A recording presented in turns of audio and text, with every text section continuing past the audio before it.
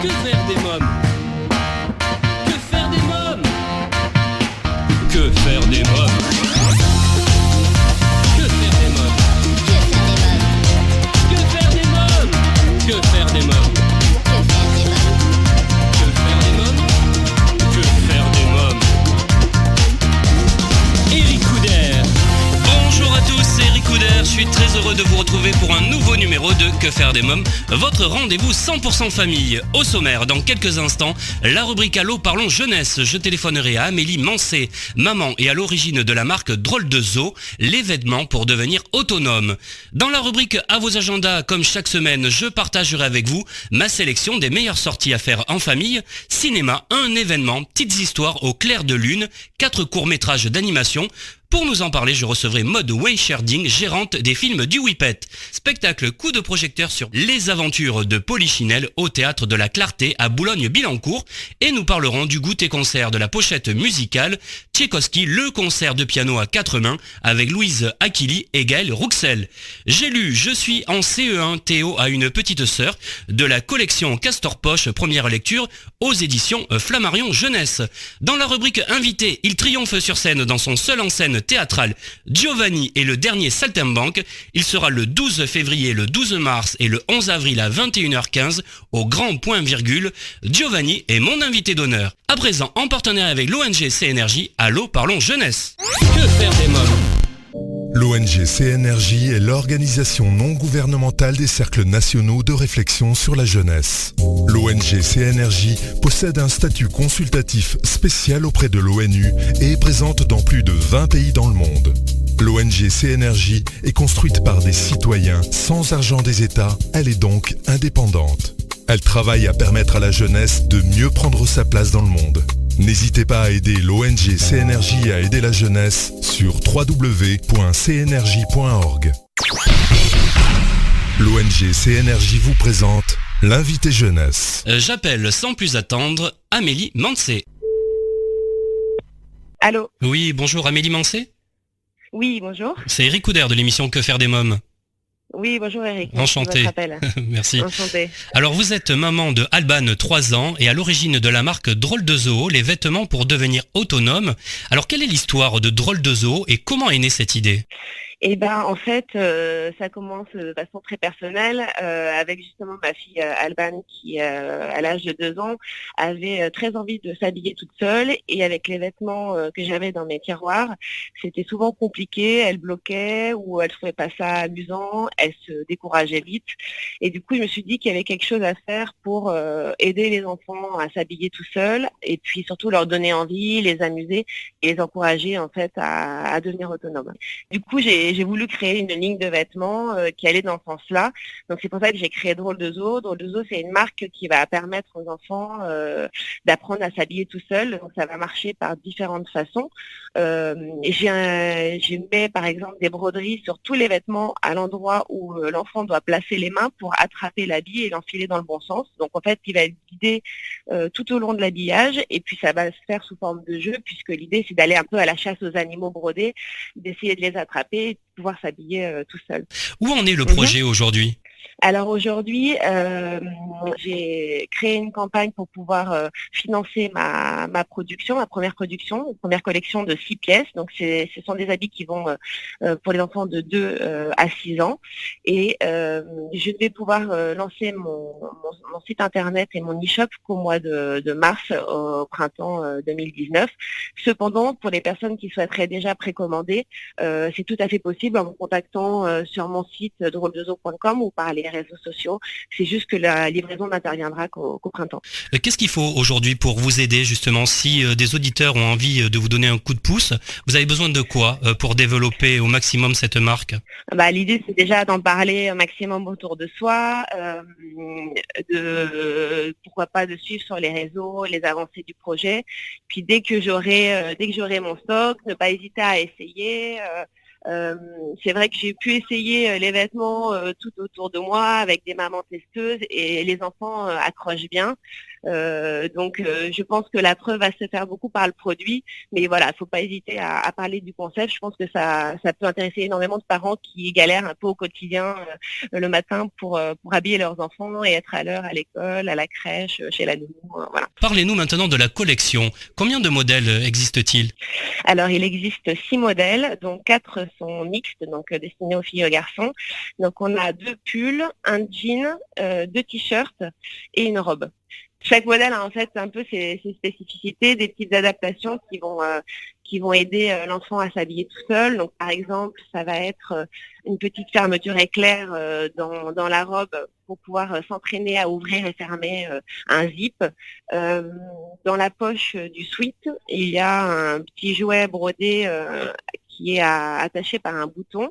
En ouvrant le bouton, on peut décrocher le petit jouet et c'est pour encourager l'enfant à manipuler des boutons traditionnels, mais que ça ne les bloque pas non plus pour s'habiller ou se déshabiller. Donc on n'enlève pas complètement la difficulté, mais l'idée c'est de leur permettre d'apprendre à leur rythme et de s'entraîner en s'amusant. Alors il y a le t-shirt Armand l'éléphant. Parlez-moi de ce t-shirt. Alors le t-shirt Armand l'éléphant, c'est un produit assez simple. Beaucoup de parents nous ont dit que c'était compliqué pour leur enfant de s'habiller parce que leur tête bloquait au niveau de l'encolure et que les enfants détestent être bloqués dans leur t-shirt. Donc du coup, on s'est dit il faut trouver une coupe qui va permettre d'éviter ce blocage et d'éviter aux enfants de se décourager de prime abord. Donc on a créé le t-shirt Armand qui, avec une encolure bateau et une encolure très élastique, va permettre de passer la tête sans aucune difficulté et du coup de faciliter l'habillage. Après, il comporte, comme l'ensemble des produits de notre collection, des broderies à l'endroit où il faut mettre les mains, encore une fois, pour montrer à l'enfant où est-ce qu'il faut attraper le vêtement pour l'enfiler dans le bon sens. Que faire des mômes continue dans quelques instants, toujours en compagnie de Amélie Mancé, pour en savoir davantage sur la marque de vêtements pour enfants Drôle de Zoo. Mais pour l'instant, faisons une courte pause. À tout de suite. Que faire des mômes? Chers auditeurs, si vous venez de nous rejoindre, vous écoutez Que faire des mômes, l'émission 100% famille, c'est Eric Couder. Je suis en ligne avec Amélie Mancé, nous parlons de sa marque Drôle de Zoo, les vêtements pour devenir autonome. Alors il y a également le top Apolline la lapine, le sweat Léon le lion, le jean Oscar le renard, la robe Chloé l'échassier, et puis il y a la veste Théo le croco. Parlez-moi de cette veste, elle est très sympa en tout cas, hein. Ouais, la veste Théo le croco, l'idée c'était de faire un petit rappel de l'univers autour des animaux, puisqu'on sait que c'est un univers qui plaît beaucoup aux enfants. Donc on a les petites poches avec les griffes des pattes croco qui va beaucoup amuser les enfants. Et puis l'intérêt pédagogique, on va dire, de cette veste, c'est de pouvoir s'entraîner à l'habillage qu'on apprend souvent en école maternelle, de la façon dont on enfile les manteaux, en faisant passer les bras au-dessus de la tête. Donc on met les mains dans les manches et hop, on lève les bras pour passer la veste au-dessus de sa tête. L'intérêt aussi de cette veste, d'un point de vue éducatif, c'est de pouvoir apprendre à ouvrir et fermer des boutons pression. Donc on sait que c'est plus facile pour un enfant de manier ce type de fermeture que des boutons traditionnels. Donc il va pouvoir assez facilement s'adapter au changement de température en ouvrant et fermant sa veste tout seul. La robe Chloé l'échassier, alors ce que j'ai bien aimé, c'est qu'il y a un dessin à découvrir en ouvrant la fermeture éclair, hein, qui est cachée dans la jupe. Hein? Oui, c'est ça. En fait, l'idée, c'est d'avoir un petit zip qui est caché dans un pli de la jupe. Donc, c'est assez discret, mais ça permet aux enfants de s'entraîner à ouvrir et fermer une fermeture éclair. Et pour les inciter à le faire, on a caché sous la fermeture éclair un petit dessin d'animaux à découvrir. Donc l'idée, encore une fois, c'est de ne pas être bloqué par un type de fermeture qu'on n'arriverait pas à utiliser, mais par contre d'encourager l'enfant à s'entraîner, à le faire, en l'incitant à le faire, puisque lui, ça va beaucoup l'amuser de pouvoir ouvrir et fermer ce petit zip pour faire apparaître et cacher les petits animaux qui s'y cachent. En tout cas, les enfants qui choisiront le sweat Léon le lion pourront trouver un petit lion dans la poche à déboutonner pour pouvoir jouer également.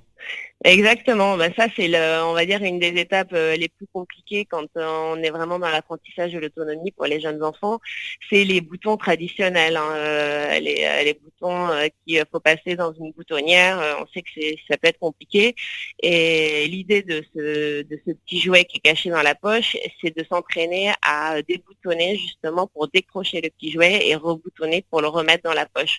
Donc c'est encore une fois incitatif puisque les enfants vont avoir envie de décrocher ce petit jouet et pour ce faire, ils vont devoir déboutonner le petit bouton. Est-ce que c'est vos enfants qui ont testé justement votre collection ? Ah bah évidemment, en premier lieu, c'est ma fille. Ouais. Et puis bon voilà, j'ai commencé de façon tout à fait artisanale. Hein. Là, je suis quand même une maman qui n'était pas du tout issue du domaine de la mode. Et puis en voyant ma fille galérer, je me suis dit il y a des choses à trouver. Donc j'ai commencé en mettant des petits patchs thermocollants sur mes vêtements. Et puis j'ai vu qu'elle accrochait beaucoup, que ça lui donnait envie de s'habiller, que vraiment elle y prenait plaisir. Et je me suis dit bon, c'est pas obligé d'être une galère, ça peut devenir un moment de plaisir. Donc, petit à petit, c'est devenu un véritable projet. J'ai élargi un peu le cercle des testeuses avec les nièces, les enfants des copains. Et puis, de fil en aiguille, c'est devenu un drôle de zoo.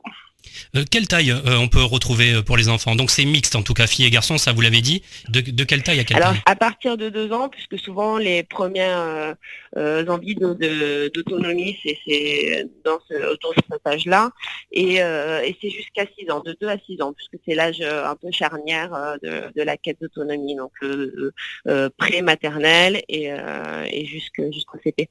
Alors cette marque est pratique, chic et ludique. Oui, l'idée c'était de concilier, de se dire que c'est pas parce qu'un vêtement est pratique, que les encolures sont souples, que les matières sont souples et que c'est facile de s'habiller qu'on doit renoncer à l'esthétique. Donc c'était de permettre d'avoir des vêtements à la fois faciles à mettre, mais tout aussi élégants et qui plaisent à la fois aux parents et aux enfants. Oui, et les prix sont abordables également. Alors j'ai voulu tout faire pour que le prix soit le plus accessible possible, puisque l'idée c'est quand même de permettre à un maximum d'enfants d'avoir accès à ces vêtements qui vont les aider à devenir autonomes. Maintenant, c'est vrai que je suis une petite marque qui débute et du coup, je peux pas non plus faire des prix plus bas. C'est-à-dire qu'il faut que je puisse maintenir un certain équilibre. Mais j'ai essayé au maximum de permettre d'ouvrir ces produits à tous les parents. Bien sûr. Alors, si nos amis auditeurs ont envie de se procurer un des articles de cette collection, comment doivent-ils procéder ? Alors, il faut pas hésiter à aller sur mon site internet, donc drôledezoo.com, pour m'écrire un message et me dire quel modèle ils souhaitent commander et en quelle taille, ou sur les réseaux sociaux, donc Facebook ou Instagram, le compte s'appelle Drôle de Zoo Paris. En m'écrivant pareil un petit message et moi je prendrai la commande. Par contre, je ne livrerai, comme je disais plus tôt, qu'au printemps, au moment où j'aurai mon stock. Par contre, je peux continuer à prendre des commandes dès aujourd'hui. Il ne faut pas hésiter non plus à suivre le compte pour voir un peu les avancées du projet. Je vous remercie Amélie Mancé, merci beaucoup. Merci à vous. Bonne journée, au revoir. Merci, bonne journée, au revoir. Alors, si vous souhaitez des renseignements complémentaires sur Drôle de Zoo, vous trouverez un lien dans le podcast de cette émission sur le site quefairedesmoms.fr. À présent, c'est la rubrique J'ai lu. Que faire des mômes ? J'ai lu « Je suis en CE1, Théo a une petite sœur » de la collection Castor Poche première lecture aux éditions Flammarion Jeunesse. Je vous ai déjà parlé de cette collection que j'affectionne particulièrement. Les textes sont de Magdalena et les illustrations d'Emmanuel Ristord. Je trouve cette collection de livres vraiment très chouette et celui-ci particulièrement. Cette collection est destinée aux enfants à partir de 7 ans. Là, il est sujet d'une petite sœur. Si au début Théo, qui apprend la nouvelle par ses petits camarades de classe, n'est pas très enthousiaste à l'idée de devenir grand frère, le jeune garçon va vite découvrir qu'avoir une petite sœur, en fait, c'est génial. Je suis en CE1, Théo a une petite sœur de la collection Castor Poche première lecture aux éditions Flammarion Jeunesse. Un livre et une collection que je vous conseille vivement. Votre émission Que faire des mômes continue dans quelques minutes, mais pour l'instant, c'est la pause. À tout de suite. Que faire des mômes ? Vous écoutez Que faire des mômes, votre émission 100% famille, c'est Eric Couder. À présent, c'est la rubrique À vos agendas. Que faire des mômes ? À noter dans vos agendas cinéma, petites histoires au clair de lune, 4 courts-métrages d'animation. Pour nous en parler, je reçois Maude Weicherding. Bonjour Maude Weicherding. Bonjour Eric. Alors vous êtes gérante de l'entreprise Les Films du Whippet et le 30 janvier prochain sortira au cinéma Petites histoires au clair de lune, 4 courts-métrages d'animation à découvrir à partir de 3 ans, d'une durée de 39 minutes dont l'héroïne est la lune. Alors parlez-nous de ces 4 courts-métrages. Eh bien, tout d'abord, merci Eric de m'accueillir sur l'antenne de Que faire des mômes. Alors, Petite vie histoire au clair de lune est un nouveau programme au film du Whippet. Alors, nous sommes un peu dans le fil de l'actualité en ce moment puisque nous avons déjà un film à l'affiche, en tout cas une ressortie, Le Petit Monde de Bahador. On enchaîne avec Petites histoires au clair d'une lune et c'est vrai que cette fois-ci, la lune est l'héroïne de ce nouveau programme. Alors ce programme est avant tout pour initier le jeune spectateur, c'est un premier réveil à la caméra, à l'éducation à l'image, puisque c'est un programme de 39 minutes, donc avec un format adapté pour, je dirais, une première séance de cinéma. Et on va retrouver dans ce programme 4 petites histoires, 4 courts-métrages qui nous viennent donc deux des studios Canoun, des studios d'Iran, avec lequel nous travaillons depuis maintenant un peu plus de 15 ans. Et puis on a 2 nouveautés, et notamment Où est la lune, d'une jeune cinéaste qui s'appelle Mi-Yoon Baek, qui est une jeune coréenne. Et vous allez voir, ce petit court est un court-métrage assez poétique, contemplatif, et il sera présenté au festival Ciné Junior en février prochain. Que raconte l'histoire ? Ce qui revient le plus dans ces cours, c'est si la lune venait à disparaître au beau milieu de la nuit, qu'est-ce que feraient les animaux, qu'est-ce que feraient les enfants, les habitants, est-ce que cela est possible ? Et on va voir aussi qu'il y a un renard, un renard normalement, ça fait peur. Et bien là, cette fois-ci, dans ce cours, ici c'est tout le contraire, c'est lui qui a peur. Il est fasciné par cette lune et il veut à tout prix la décrocher et s'en faire un ami. Sauf que la lune, elle appartient à la nature, elle appartient à personne. Et donc, il va devoir apprendre à faire avec, à composer et je dirais à se détacher de ça et du coup à rendre ce qui appartient à la nature. Je propose justement que l'on écoute la bande-annonce. Avec plaisir.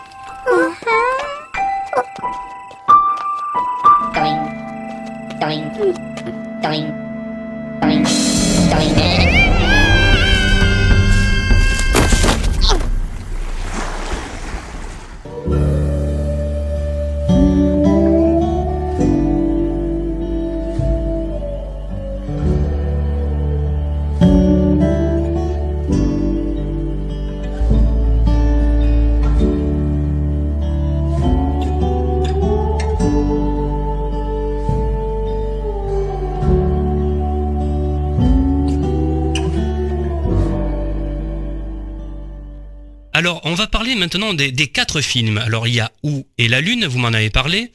Il y a également Ma lune, notre lune. Il était une fois la lune et le renard. Et puis Petit loup. Ah oui, justement par Petit loup de Anne Bromeut qu'on avait découvert au Festival international du court-métrage de Clermont-Ferrand.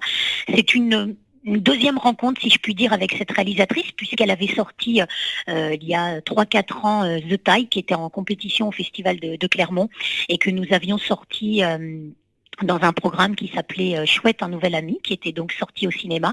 Petit loup, c'est le film est déjà sorti il y a une vingtaine d'années, puisqu'il avait été présenté, d'ailleurs il avait été primé au festival d'Annecy en 1993, donc c'est une copie restaurée. Vous allez voir, c'est un petit court très drôle pour les petits, c'est une meute de loups joyeuse qui joue avec un mouton, et puis il y a Petit loup, celui qui, on va dire, le gentil petit canard, là, c'est le gentil petit loup qui est complètement à part, fasciné lui aussi par cette lune et qui veut s'amuser, qui veut jouer. C'est normal, il est petit.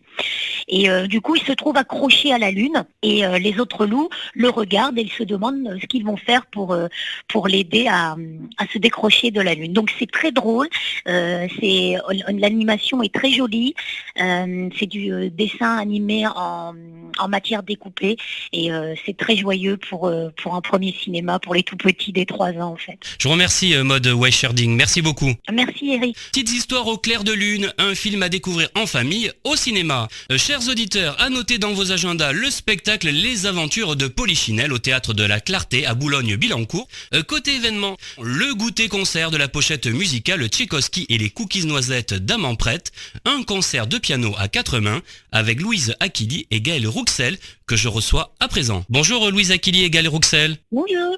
Bonjour. Alors le samedi 2 février à 16h, vous présentez Tchaïkovski en concert de piano à 4 mains à l'occasion des goûter-concerts de la pochette musicale.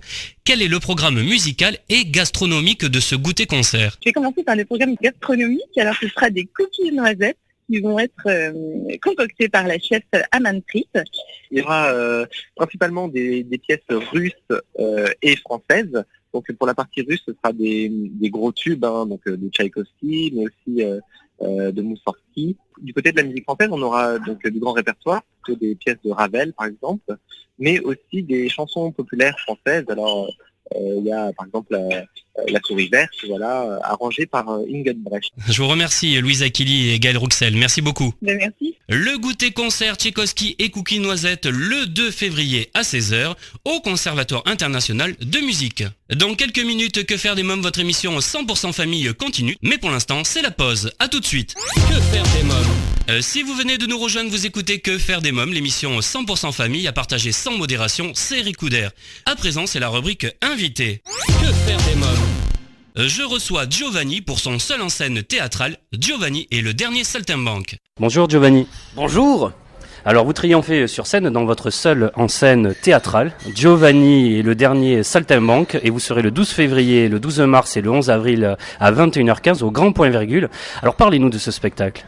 Eh ben c'est un spectacle assez différent de ce qu'on a l'habitude d'avoir en ce moment, surtout à Paris. C'est un spectacle assez hybride, assez pluridisciplinaire, assez fantasque et voilà, c'est intergénérationnel, c'est pour tout le monde, les enfants, les parents, les grands-parents.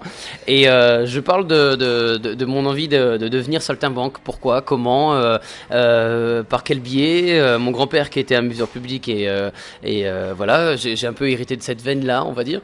Et donc dans ce spectacle, je parle un petit peu aussi de voilà, comment on devient un artiste, comment on a envie de monter sur scène, et aussi toutes les difficultés qu'un artiste peut avoir. Voilà, les gens pensent que je suis schizophrène, mais c'est faux, on est plus nombreux que ça, c'est ce que je dis dans mon spectacle.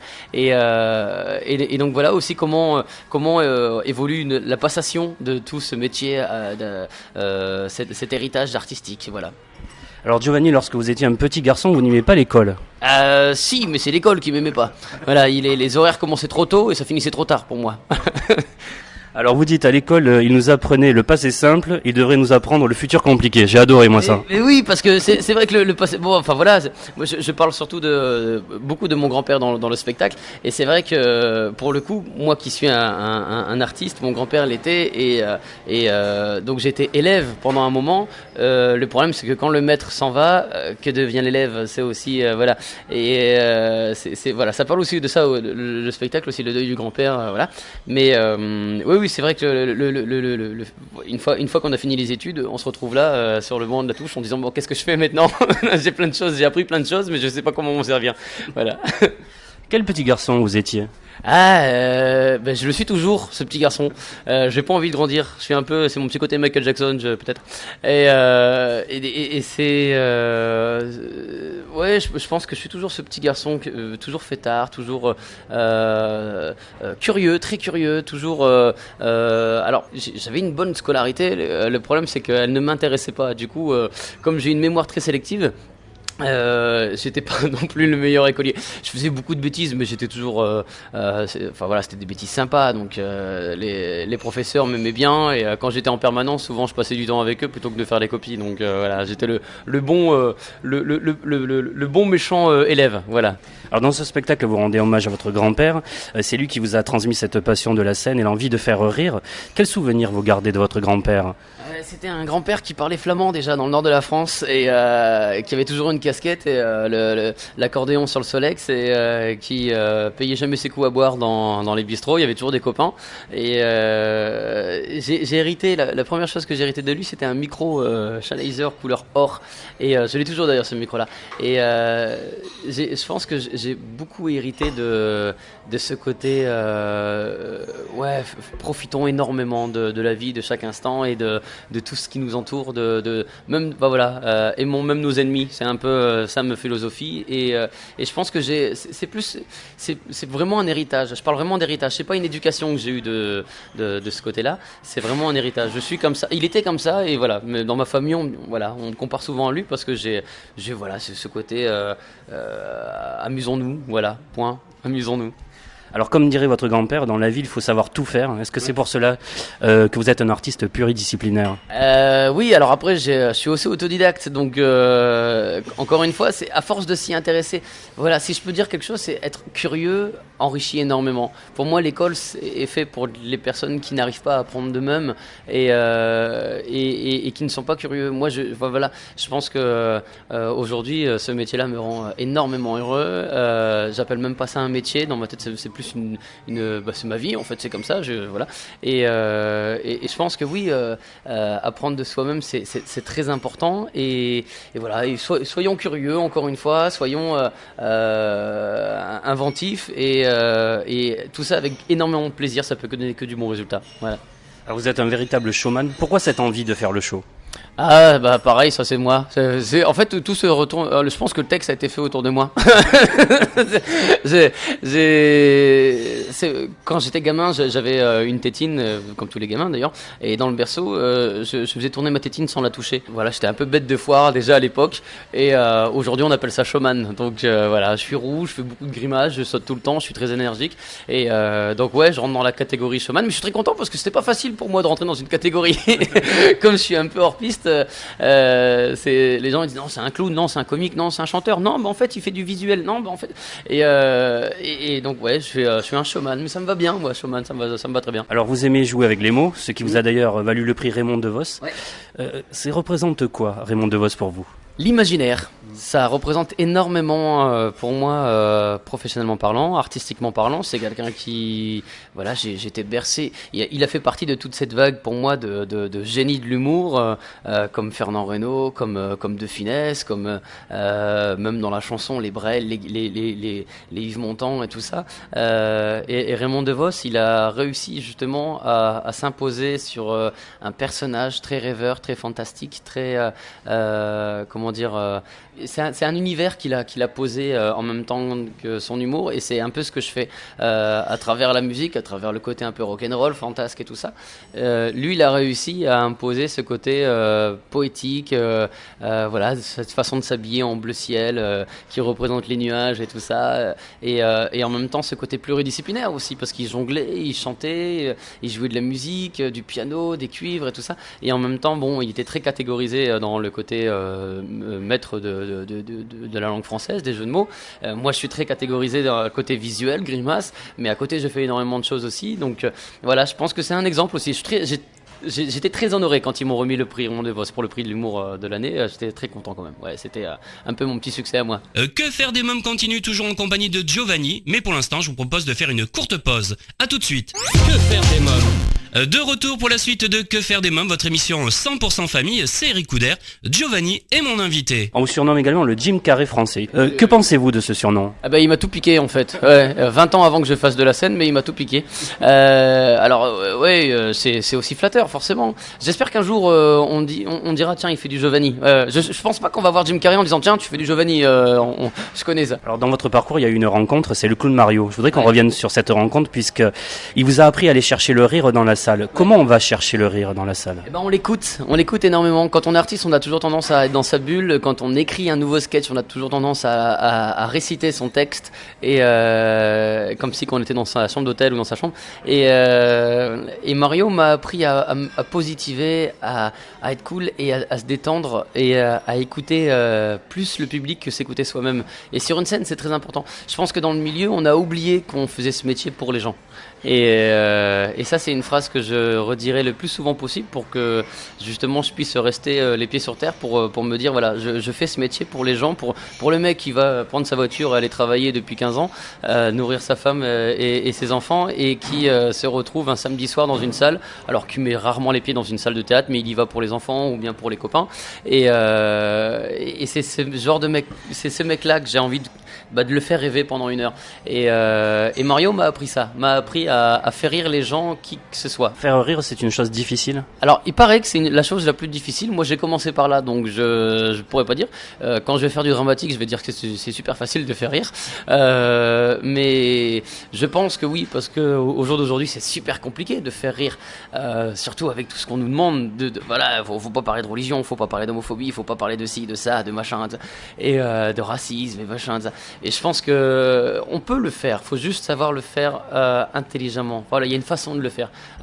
L'idée de le faire avec telle personne ou telle personne, pour moi, c'est pas la bonne solution. Je pense qu'on peut le faire. Moi, je peux très bien faire rire des homosexuels avec un public homosexuel. Il n'y a aucun problème à ça. Au contraire, enfin, je veux dire, il n'y a pas de secret. Ils le sont homosexuels, donc on peut en rire. Moi, je ris des roues et ça me dérange pas qu'on me dise ouais, les roues ça pue. Voilà, bon, il y a que quand il pleut que je pue, contrairement à d'autres personnes. Mais je pense que on peut rire de tout. Moi, ça me dérange pas. On parle des grands, on parle des roux, on parle des petits, des nains, des noirs, des jaunes, des bleus, des verts, peu importe. Enfin, un jour, on pourra rire des verts. On va attaquer les martiens, un de ces quatre. Avec toute l'actualité qu'on peut faire au niveau informatique, je suis sûr qu'on va pouvoir rire des extraterrestres un jour. Mais voilà, rions de tout, et c'est aussi notre force. Alors, certains de nos éditeurs vous ont sûrement vu dans La France a un incroyable talent sur M6, mais on retrouve également dans les séries anglaises The Missing et la série policière allemande de Credo. Quelques mots sur ces deux séries. Alors Credo, j'ai tourné ça au Luxembourg. C'était très rigolo, dans une espèce de discothèque et tout ça. Ça a duré une plombe pour toutes ces scènes-là. C'était un bon souvenir. Et dans The Missing sur la BBC, c'était j'ai tourné avec Tchéky Kirio. Je peux dire que j'ai tourné avec Tchéky Kirio, le grand Tchéky Kirio qu'on voit souvent dans les rôles de méchants, dans Men in Black, dans tout ça, machin. Et pour le coup, j'ai eu une scénette qui s'est improvisée et j'en suis très content. Et en fait, j'étais dans un square, je faisais le rôle d'un flic et puis à un moment, lui, il est en course-poursuite avec une voiture et puis il manque de me renverser et donc je fais oh, puis il fait dégager. Voilà, c'était la scène que j'ai eue avec Tchéky Kirio. Alors à l'époque, c'est su, et elle est sympa quand même. Comment expliquez-vous que vous arrivez à embarquer dans votre univers toutes les générations confondues et même les enfants ? Parce que les enfants, c'est le public le plus simple. Il suffit quelques grimaces, quelques rythmes, rythme un peu clownesque. L'enfant est le premier à accepter de rêver, en fait. L'adulte doit d'abord décroiser ses bras et d'accepter de reprendre son cœur d'enfant pour rire. Et c'est justement là la faille, c'est que je vais les choper très très facilement à travers leur cœur d'enfant et je vais justement, je ne leur parle pas de ce qu'ils ont l'habitude de vivre. Voilà. Donc du coup, ils sont obligés de tomber dans mon. S'ils rentrent pas dans mon univers, et ils font rien. Ils sont vite chier dans le spectacle. Donc c'est aussi ça la force, c'est que je ne parle pas du métro au boulot dodo. Je ne parle pas de la vie tous les jours. C'est un univers où voilà, je vais parler des fois de politique, mais sans vraiment en faire un débat et sans parler de faits politiques qui s'est vraiment passé. Je vais juste parler des quelques codes pour que les gens on puisse avoir la référence et qu'on puisse se marrer ensemble de ça. Le public participe au spectacle, mais simplement à ce que je veux moi. Voilà, j'ai pas envie de les faire rentrer dans quelque chose qui leur rappelle leur vie de tous les jours. Et donc du coup, ils sortent de là en disant wow, j'ai passé 1 heure là, j'ai mis mon cerveau à l'entrée et j'ai été voir le spectacle et je le reprends que maintenant.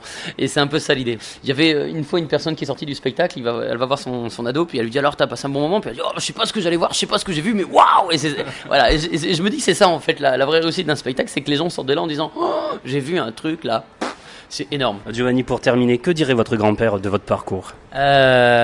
Continue mon gamin. Je pense qu'il me dirait ça et je pense qu'il me dirait aussi bravo parce que lui il aurait aimé le faire mais il n'a pas eu l'occasion de le faire. Pas parce qu'il n'avait pas envie, parce que voilà, je pense qu'il avait d'autres priorités malheureusement à l'époque. Il devait ramener de l'argent pour faire pour nourrir la famille tout simplement. Donc je pense qu'il n'a pas eu l'occasion d'avoir quelqu'un qui lui dit allez vas-y t'as rien à perdre. Moi je l'ai fait et j'ai continué à le faire tel que moi je le voyais ce métier. J'écoute énormément les gens de mon entourage, que ce soit les proches ou même les professionnels que je rencontre le soir du spectacle. Et quoi qu'il se passe, j'essaie toujours de garder le cap de mon univers, mon style, et je pense que c'est pour ça qu'ils me diraient surtout bravo, pour que je reste ce que je suis, et j'espère rester le plus longtemps possible moi-même. Voilà. Merci Giovanni. Merci à vous. Giovanni est le dernier saltimbanque le 12 février, le 12 mars et le 11 avril à 21h15 au Grand Point Virgule, un spectacle à ne surtout pas manquer. Et bien voilà, Que faire des mômes pour aujourd'hui, c'est terminé. Un grand merci à tous mes invités. Comme chaque semaine, j'embrasse très fort ma petite nièce Erika qui m'a inspiré cette émission. Merci à vous tous d'être chaque semaine de plus en plus nombreux à nous écouter. Je vous invite sans plus attendre à vous abonner au podcast et au site quefairedesmoms.fr et à nous suivre sur les réseaux sociaux, Facebook, Twitter et Instagram. Merci pour votre fidélité. Bye bye.